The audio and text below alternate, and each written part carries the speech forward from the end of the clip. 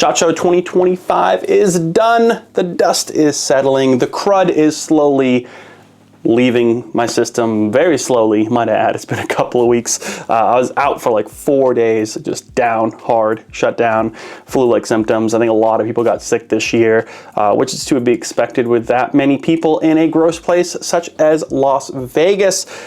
This year there's 830,000 square feet of event exhibit space, about 2,800 companies and vendors, and then 54,000 attendees. This year, though, it felt really good. I think the energy was there. I know that the elections are over, so I think there's some energy kind of floating around, but all the companies seem pretty excited too.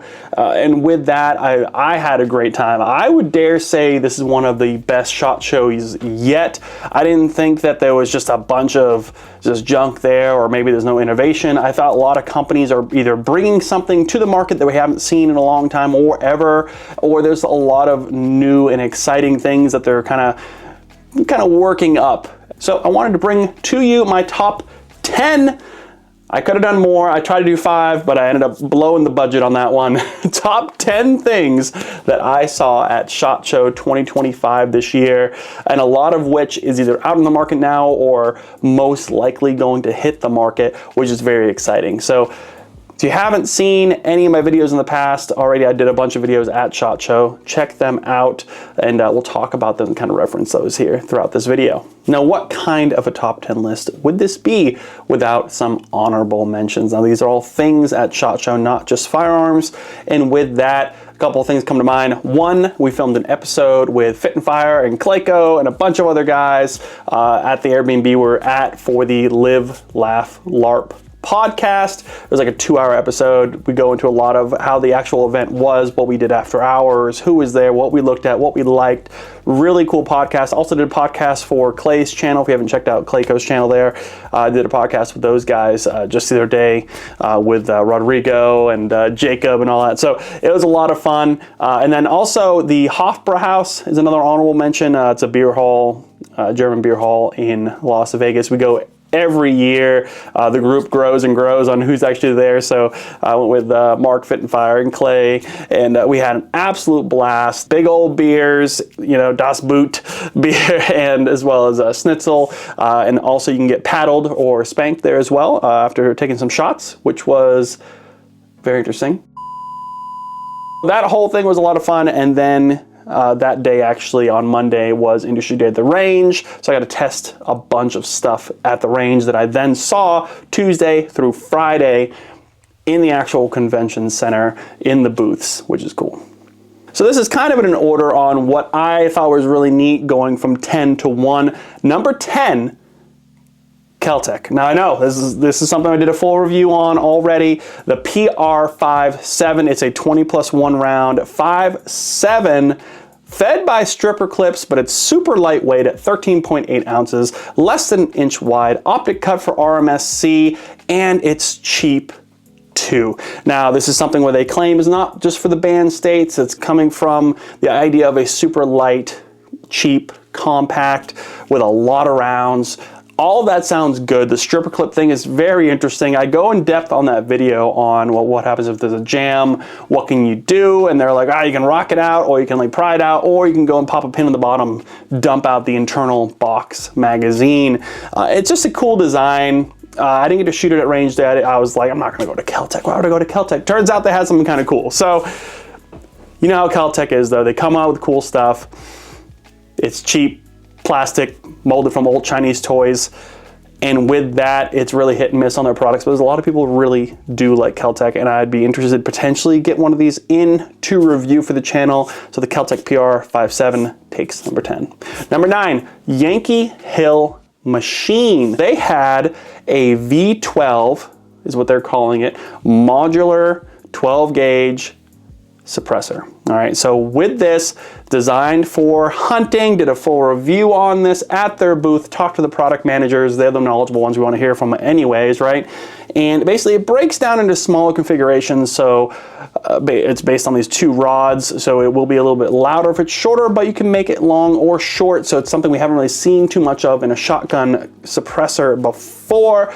It has these two rods that you can kind of shorten or lengthen. Now we can add the sections of the can itself. Has a locking nut design, really locks up tight to that barrel. Also allows you to have your chokes installed on the end of the suppressor so you don't lose that choke capability for hunting or clay shooting, whatever it is. It's really designed for that in mind. And it's also, if you know anything about Yankee Hill Machine, you know that they have high quality, budget friendly, so it's going to fit right in the bill of the everyday hunter. Number 8, Stuff and Things Inc.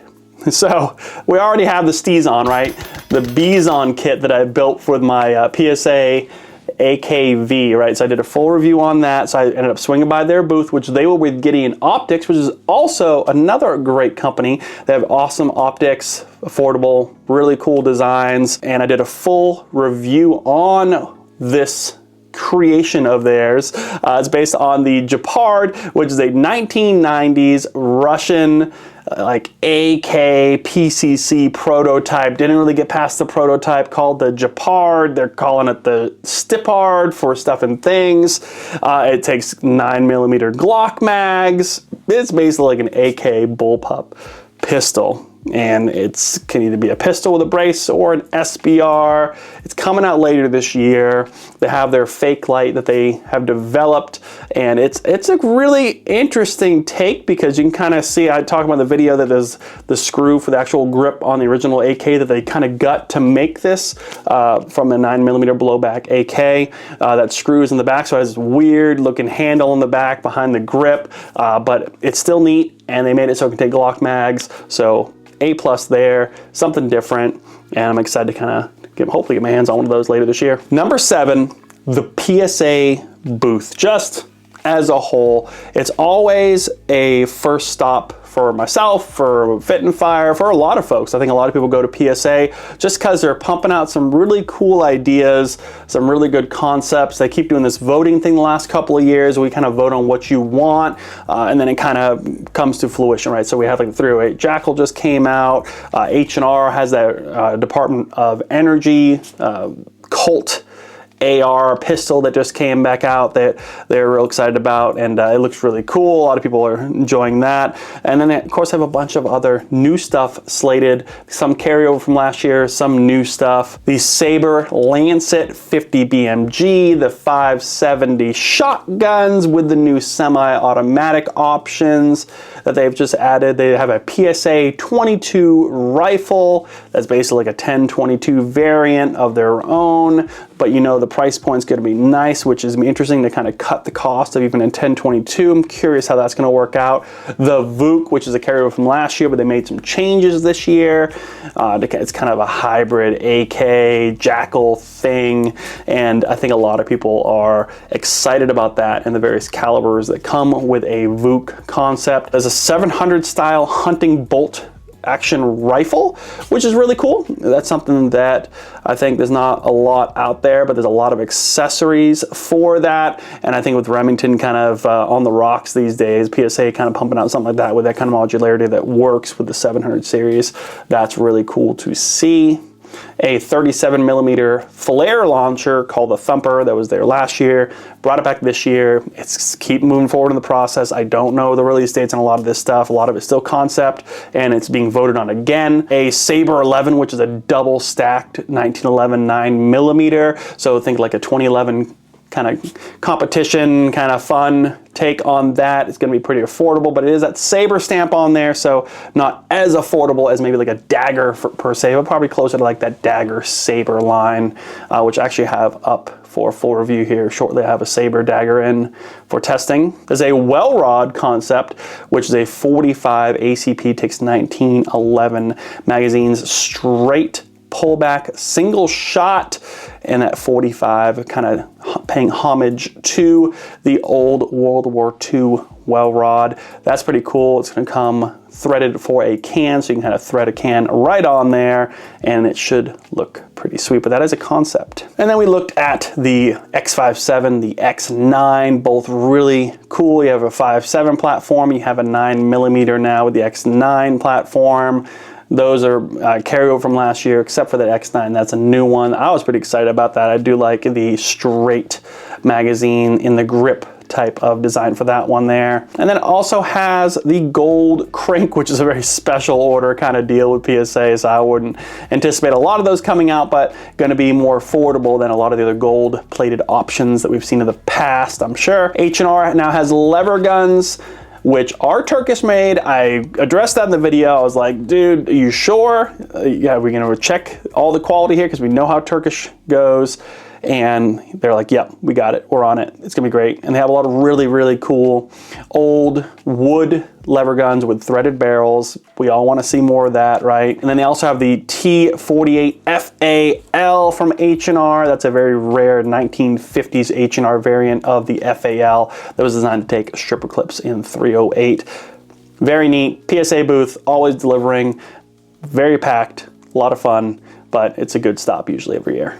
Now, not the Stizon, but an actual PP19 Bizon. That's right. So a company called LM Ironworks is making a clone, and it's a clone correct model, which is pretty neat. The mag tucks in nicely with a big chunk taken out of the receiver. So it is a proper Bizon, not just a kit build from a Stuff and Things kind of kit that I did already with a full review on. These guys went and tried to do as much of a Russian clone as possible, even to the point where they have a one-piece front trunnion and rear sight to make sure that it's a true to clone form. And it's gonna come out in several calibers, Makarov and 9mm, Tokarev, right? So all of those really neat ones. So PP19 Bizon from LM Ironworks. Now this is a true clone, so this is not that cheap. You know, you're looking a little bit steeper than a AKV conversion kit, obviously, but it's really, really neat that they took the time and really kind of pulled this together, and it's something where it's actually already shipping, and I've been following them on Instagram and they seem to be doing pretty well. So hopefully those run really good, and if you guys really want a PP19 Bizon as close to true form, you can get one SBR'd, pistol braced, whichever. This might be your best bet in 2025. Number 5, magazines. I wouldn't think I'd be thinking about magazines that much, but mec-gar, we know, we love them. Italian, mec-gar makes a ton of different magazines for all different platforms. Well, they finally tried to tackle the Glock mag, right? So with that, they came out with a Glock 17 and then 19 with a little collar on the bottom there. And these are actually made out of carbon steel. They have a pressed mag catch in the actual magazine, and then they go and have it right into the steel body. So it does not require a magazine release, but an upgrade that we've seen in the past when other companies have tried to make a Glock mag. So I was pretty excited to see that from mec-gar, and they also are going to be supplying their magazines with the new Staccato Glock magazine fed handguns. So that's pretty cool. mec-gar has said they tested it with like 30,000 rounds on one magazine already through the new Staccatos, and they're starting to ship. I might get some of those mags into test because I am kind of fascinated on how that pressed mag catch will work, but it's basically enough of a ledge to catch the mag catch, but not enough of a sharp edge to really jack up a polymer magazine catch that you'd see with the Glock pistols. So really cool, and it's something that isn't just like a PMag, right? This is like an actual steel body constructed magazine, and I'm pretty excited to kind of get those in and test those out. Number 4, moving right along here, Pelican. So Pelican has been going to SHOT Show for years. I did a video with Pelican like 5 or 6 years ago, whatever it was. One of my first SHOT shows there, talking about their cases that were designed to go and latch onto the roof racks of like Tacomas, right? And Pelican has been going to SHOT Show for all this time, and they're always coming out with cool stuff, and it's great to have a brand that is out there, just like Garmin. Garmin was there too, and they're out there focused on 2A, helping design new products to kind of fit that 2A lifestyle, and a lifestyle company like Pelican that also has all these other audiences that isn't just firearms is awesome to see come to this show. And with that, they have their new suitcases and they have the new reset. So Pelican Air has been around a long time, but it's just 2 wheels. So now there's a 4-wheeled ATX series of suitcases, 3 sizes, a carry-on that's 22 inches, a 25-inch checked, and a 30-inch checked. Available in several colors, has an auto pressure release valve made of the same material as the Pelican Air, so you know it's gonna be rugged. There's no zippers, lots of organization options inside.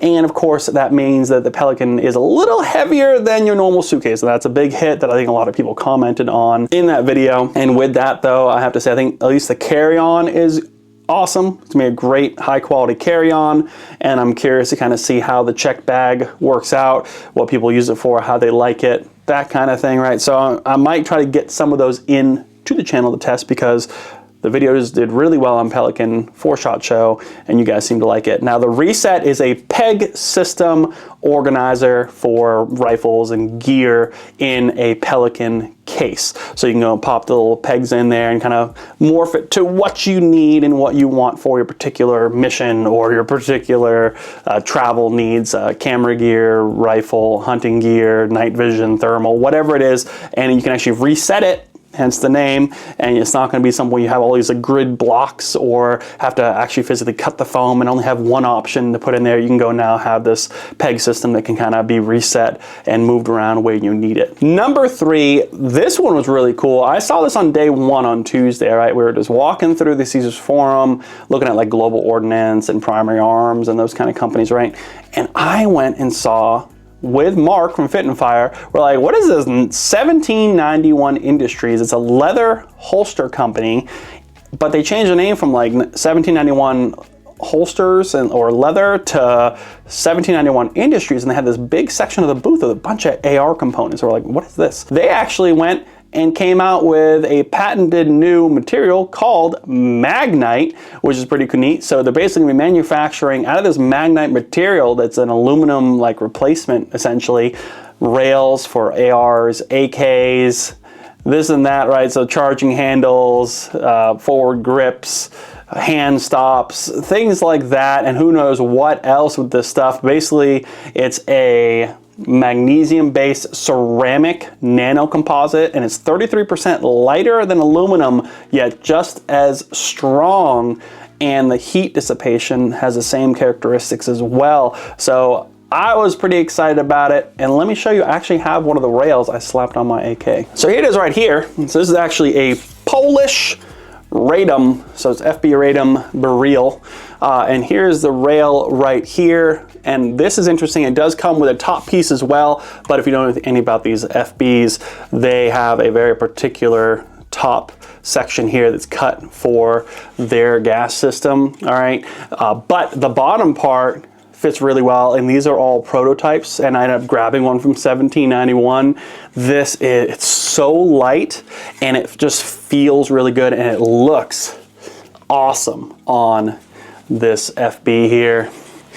But I slapped it on there, gonna be testing it out, and I know it's coming out soon, but this is designed for any of the AK-M variants. They said particularly Russian variants, and what's cool about this company is it's all made in the US. So when they do start pumping these out, this is all gonna be made in the US, and it is really neat, and it makes, I think, your AK kind of refreshed look to it, and I love it. So I got one of these in as a prototype for testing. They're not even on the website yet, hopefully soon, and you'll see that more on the channel. Number 2 thing at SHOT Show. So Century Arms, MKE, right? They've been together for a few years now. I have an AP5P, which is the MP5K variant for the MP5 that they make, and MKE has been kind of pumping out these roller delayed HK clones for many years now. Well, they're bringing out the AP5-3, which is the 5.56 variant, and the AP5-1, which is the 308 variant, roller delayed with the navy grip, which I thought was great, kind of getting away from the relatively ugly Turkish MKE finger grooved grips, and it has all the fun selector icons on there. Did a full video on the booth talking about these.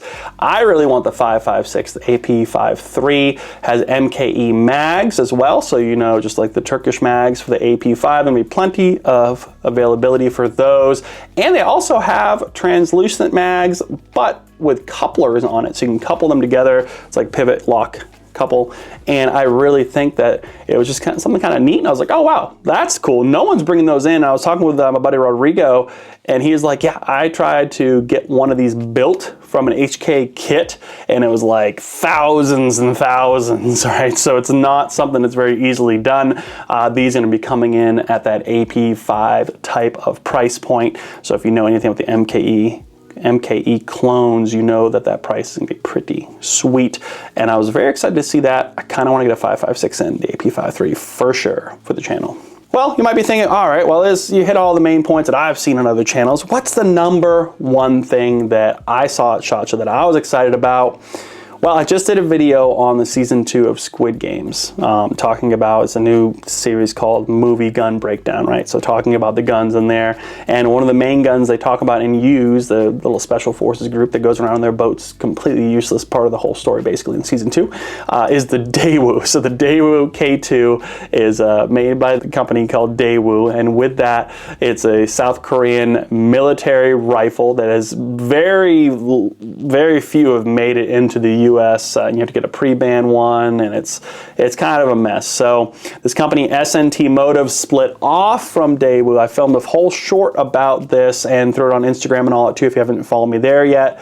And they kind of broke off years ago during a financial crisis from Daewoo. Now SNT Motive has all the patents to create Daewoo's, the K2 variant, as well as other variants in the lineup that they've used in the past in the military. There's even a sign on the back wall showing pretty much a history of Daewoo and a history of the South Korean military firearms in general. And that includes a handful of models that they want to bring to the US market. And they're like, oh, would you guys like a K7? Yeah, yes, we would like a K7. So the coolest part is they're setting up shop in Las Vegas so that they can properly import these. And these are real Daewoos from South Korea, and the price point is crazy, like not that much more than an AR. And the lure that Daewoo has brought to a lot of people who have shot them before, I was talking with Clayco about this on our podcast we did, and he's like, man, I got a pre-ban one. It's amazing. They just shoot really well, flat shooters. They feel really good. They have a great recoil impulse, and they're just something you haven't really been able to get unobtainium in the US. So this company is bringing not only Daewoos in, the K2s, but some of the other models we've never seen coming in from the current issued military rifles for South Korea, and of course like the K7, which is just a fun little subgun. So I'm like, all right, bring it all in. And these guys were not very excited to talk to anyone like on a camera, so I kind of just like did my own thing, but it was like a very small booth in the basement. So the Daewoo K2 is my number one. Now there's a bunch of stuff that I either missed or couldn't get to the booth in time to talk to because like the time flies by and there's massive amount of space,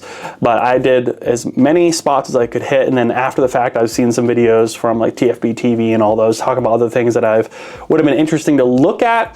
But again, a lot of the stuff that they've talked about that I didn't really get to see was a lot of concept stuff. I think even Smith & Wesson has some new stuff, some new revolvers and things like that, some new calibers for their lever guns and all that. But that's my top 10 with some honorable mentions, and I'm excited for next year. So January 2026, we'll have SHOT Show again, and I'll definitely be checking that out, doing some more booth reviews. So thanks so much for watching, guys. If you haven't checked out any of the series from SHOT Show, go check them out. Go in much further detail on everything, talking from the product managers, all the facts, what's coming out, what they have going on. And it's just really cool to talk to them. I like hearing about what they're designing and what's gonna be up and coming for all these companies. If you have any questions about anything you've seen in the video today, hit them down in the comments below. I'll be happy to answer them.